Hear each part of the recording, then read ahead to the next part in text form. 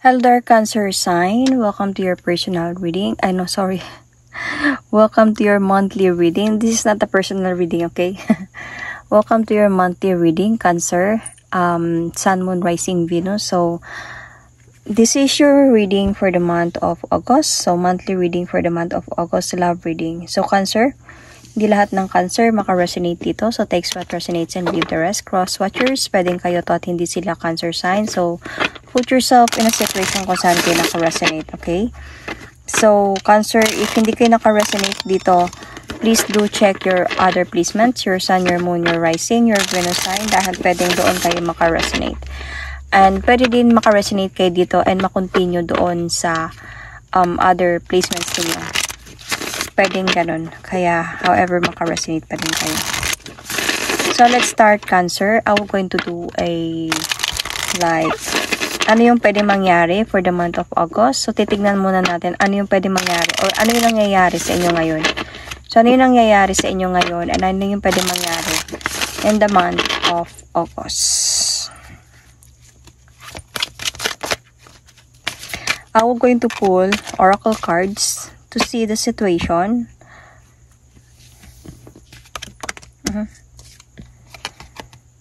Player. Strategic player. Might be you are dealing with the player, Cancer.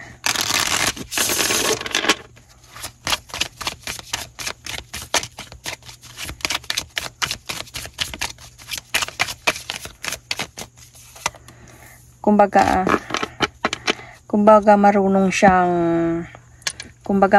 siyang dumala ng sitwasyon. So, maglaro ng sitwasyon. Pwedeng ganun. Pwedeng, might be this person is a player or cheater, pero marunong siyang, gawing inosente siya sa sitwasyon. Parang ganun. Kasi may strategic dito eh. Magaling siya mag-isip. So, could be merong manipulation din dito. So, distance, this might be a long distance relationship.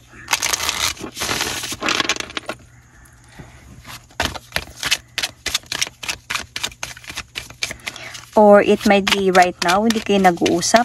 May time out muna. Okay. Dalawa.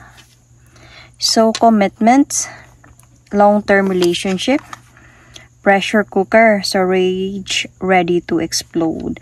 So, this is a long-term relationship already.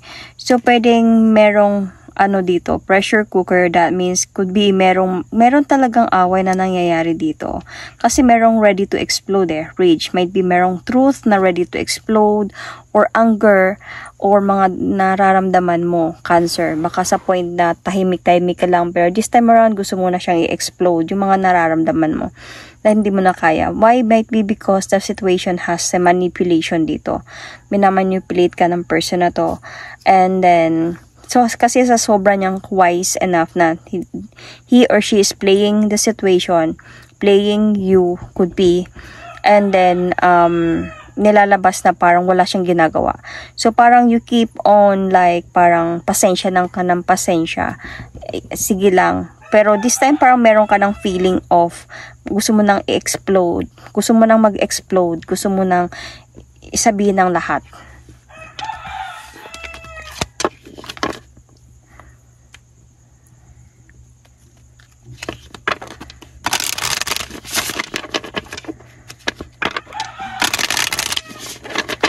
Parang feeling ko kasi dito, Cancer, nagtitimpi ka. Siguro nandun ka na sa point na may nalalaman ka na. Malakas kasi ma-intuition ng mga Cancer.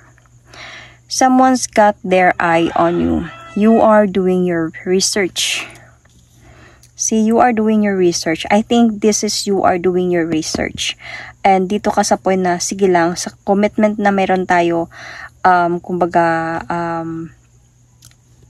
will going to gather the information that I know, and then i-explode mo to when the right time comes on what this person's doing. Bale, magta-time out ka into your relationship, and then dito ka mag-explode. So, titignan natin ano yung gusto niyang sabihin sa'yo.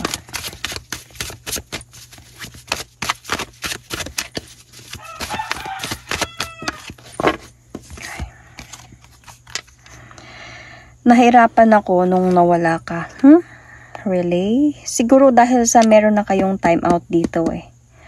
So, siguro nangyari to, etong exploration, itong pressure cooker na to, nangyari to nung time na hindi mo na carry.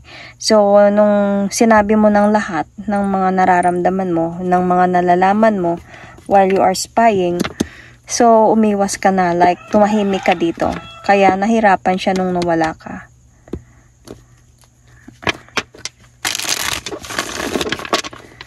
So, let's see with the tarot cards. Ano yung nangyayari sa inyo ngayon?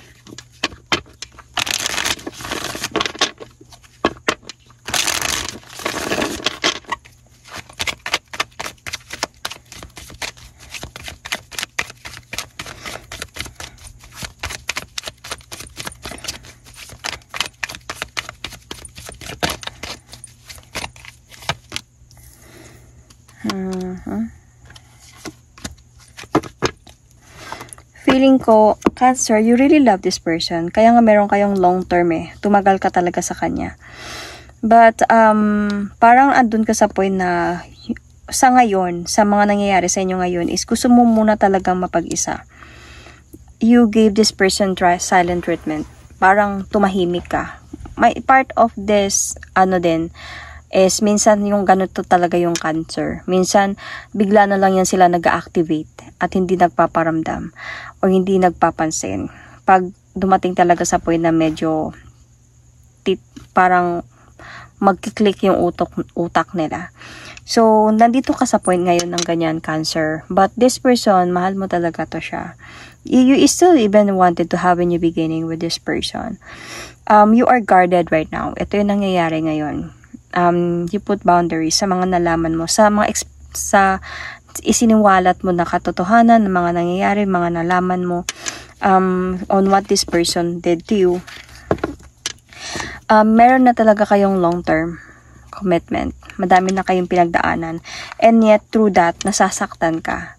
Parang feeling ko, Cancer, dito nagtitiis ka. Parang nagtiis ka sa mga ginagawa ng taong ito.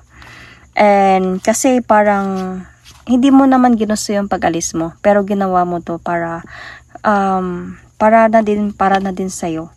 Kumbaga, kasi ipit ka na sa sitwasyon eh. You really wanted to heal from the connection, from this situation. Sa mga nalalaman mo siguro, sobra ka talagang na-stress, I think, sa mga nalalaman mo. So, of course, whatever it is, okay, mayroong cheating, obviously, pwedeng sa cheating talaga to. And with a player here. So, this person is playing girls, playing relationship. And nalaman mo to. Parang pinaikot-ikot niya yung ulo mo. Do the time na nararamdaman mo to. Kasi malakas yung intuition mo eh. So, parang nung the time na napapansin mo na siya, nag-spy ka. So, nung nag-spy ka, nalaman mo. So, parang habang tumatagal yung pagtitiis mo, minsan sinasabi niya sa'yo na parang tanga to, wala naman yun. Ano-ano yung iniisip mo, ikaw lang nag-iisip ng ganyan. Something like that. So, ginagaslight ka niya. So, parang tiniis mo to, parang sa pressure cooker, diba? Parang umuusok hanggang sa ma-explode na. So, dun mo na nilabas lahat. Nung enough na siguro yung information mo, nilabas mo na at dito ka na gumawa ng distance to this person. Umiwas ka, you guard yourself from this person, and umiwas ka. But however, mahal mo pa rin to. Mahal mo siya sobra, and gusto mo pa din na maayos kayong dalawa kasi madami na din kayo pinagdaanan. Meron na kayong commitment, dalawa. Long term. So, ano yung nararamdaman ng person mo aside sa sinabi niyang nahirapan ako nung nawala ka?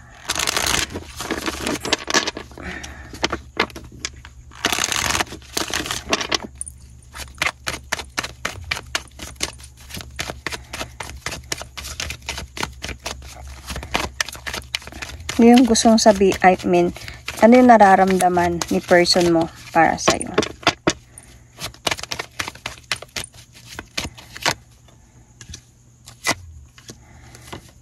So, feeling niya dito, Cancer, confused as well. And even disappointed. Medyo a bit of like, hindi niya na-appreciate yung mga nangyari. Nalungkot siya. Naalala ka niya. May plano siya actually. I think yung plano niya dito is of course to still talk to you. Na mag-focus siya this time. Kasi nahirapan siya nung nawala ka. So, pero confused pa din siya sa mga nangyayari. You know, this person, may plano talaga siyang bumalik sa'yo with the Page of Cups. This person is thinking about you and will going to do an action to move forward towards with you. Pero feeling ko dito, nagkaroon talaga kayo ng matinding away nito. And this is what he felt. Parang nagkaroon, parang kumbaga may pride din sa kanya sa mga sinabi mo. Siguro nasaktan ka na sobra, masakit na yung mga sinabi mo. So nagkaroon siya ng like pride sa sarili niya na siguro naapakan yung ego niya. Kaya medyo sa pag-aaway ninyo. Pero humantong talaga siguro sa point na parang sinabi dito na gusto mong hiwalay, okay, hiwalay. Parang ganun. Ayaw mo na, di ayaw mo na. Pero wala tong official na ganun. Pero yung nararamdaman niya dito is nalungkot siya. Like, gusto niyang ayusin yung mga hindi niya pagkakunawaan. And, pero nandun pa din siya sa point of confusion. Okay. Planning on something, nakaramdam siya na parang lumabo, magulo, and parang gusto niya mag-focus na talaga this time. Nahirapan siya nung nawala ka. So, ano naman yung nararamdaman mo?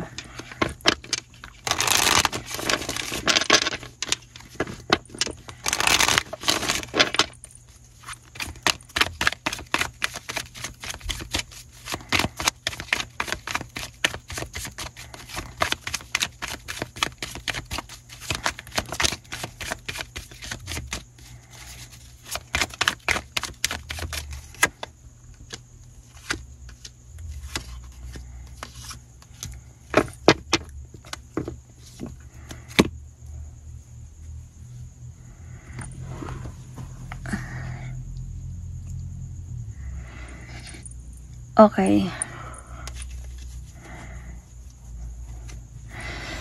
Ang nararamdaman mo dito, you wanted talaga na maging brave, you know? To be practical. Parang feeling mo even if mahal mo talaga tong taong ito, parang gusto mong ipakita sa kanya that you don't care, na kaya kung wala ka. Parang ganito. Pero honestly, you're still waiting. Yung feeling mo, you're still waiting for a sign from this person na babalik siya, magsisi siya, at to beg you to come back, something like that. Kasi meron pa din sa'yo dito talaga feeling of unsureness sa mga sa separation. Like, ayaw mo pa, hindi ka pa sure kung ready ka. But, however, andun ka sa point that you are preparing yourself. Now, if ever that will happen, you will going to prepare na, you will going to have, like, if ever na magkaroon ng, ma-close yung chapter ninyo. So, you will going to prepare yourself to have changes this time, if ma-end yung cycle sa inyong dalawa. Though, hindi ka pa ganun ka ready, she's still waiting for this person talaga. See? Hindi ka pa sure talaga. Naghihintay ka pa din na bumalik siya sa'yo. And you're still manifesting na one day, paglaban ka din niya at magiging masaya ulit kayo. So, yun yung feeling mo dito. So, ano yung pwedeng mangyari this August or the near future?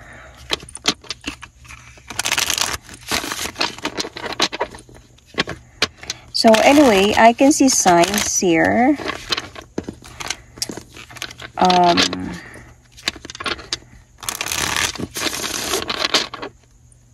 I can see fire signs. Could be merong malakas yung Capricorn sa sign nyo, Cancer. Check your placements. And Taurus as well. So, check your placements. Your person, and also Pisces. Baka malakas din yung Pisces sa chart ninyo. And check your placements. And on your person side, could be as well like Virgo, Taurus, or Aries, Sagittarius, Leo, or Libra, Gemini, Aquarius. So, let's see ano yung pwede mangyari.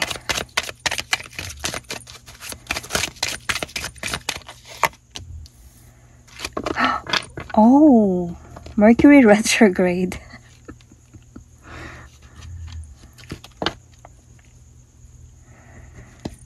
Baka ikaw to, Cancer.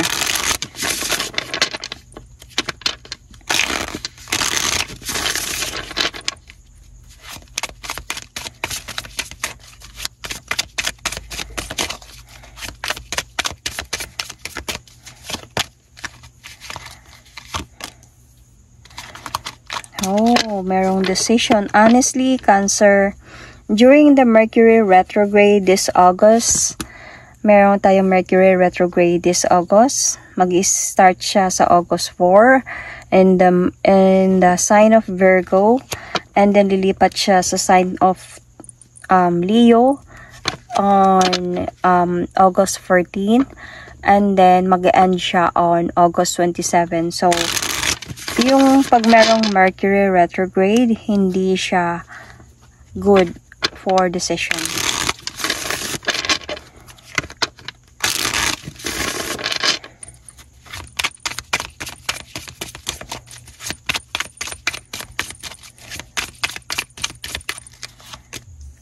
Nightlife, gamble, take a risk, Vegas. Okay.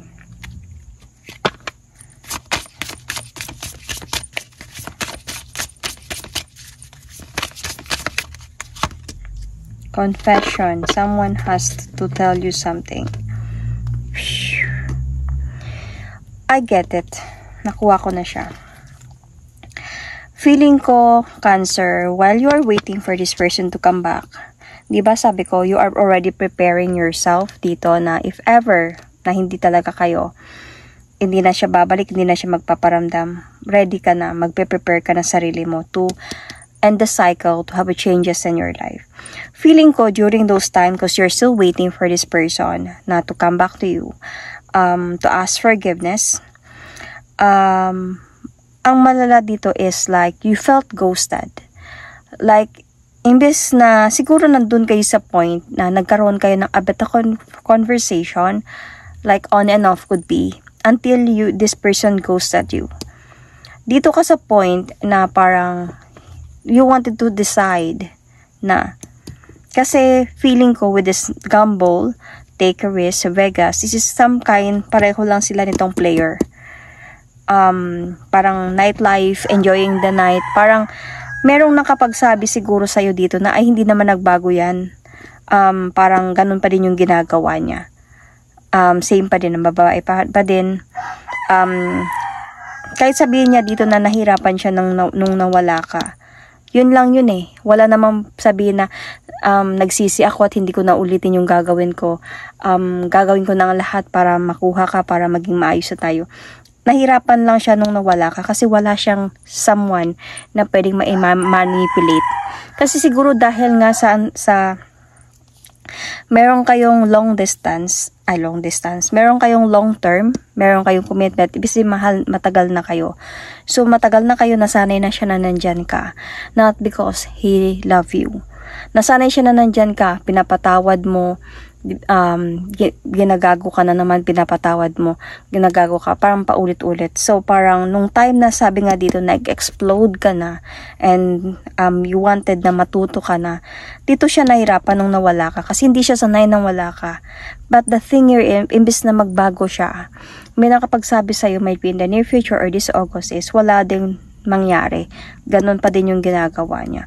So, nandito ka na sa point of having your decisions. Kasi siguro nagkaroon, kasi nahirapan siya nang nawala ka, diba? Siguro kaya nagkaroon kayo ng bit of conversation together, on and off, would be until you felt ghosted na talaga, or nag-ghost ka na talaga, and nagtaka ka na, bakit?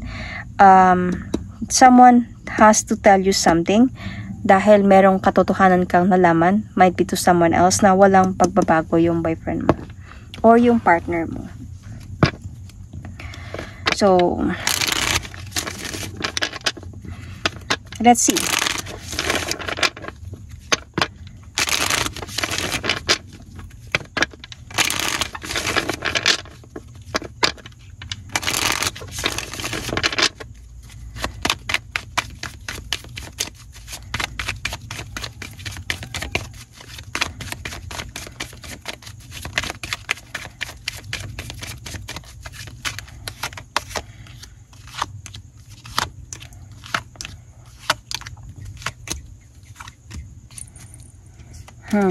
See? Decision. As you can see. Okay? So, itong sitwasyon na to in the in this month of August or in the near future, medyo mahirap pa din para sa iyo, mabigat pa din talaga siya. Kaya yun nga sabi ko, medyo nagkakaroon kayo ng communication kasi tinatry nyong ayusin tinatry ninyong ayusin. So nagkakaroon kayo ng communication, however. Pero since nga dito sa point na you are also trying your best din na parang to be practical, na hindi ka na magiging katulad before. So tinetest mo ata itong person na to. Like, hindi ka na nagiging katulad before. So, that you really want na maayos kayo, na ma-realize niya, kumbaga. But the thing here is, naghihintay ka na magbago siya. Naghihintay ka sa mga pangako niya. Siguro nung sabi niya sa'yo, nahirapan ako nang nawala ka. Napagod ka na. Napapagod ka maghintay. Napapagod kang lumaban at magmahal. Nandito ka sa point na nagsisi ka kung bakit mo pa siya kinausap, nagsisi ka kung bakit mo pa siya binigyan ng chance. And dahil sa akala mo magkakaroon kayo ng new beginning. So you have a lot of disappointments dito. And suddenly, dahil nga sa mga nalaman mo na wala din palang pagbabago, you will go to finally decide to walk away emotionally from this. And to like, sabi natin na hindi mo na carry ito ipaglaban.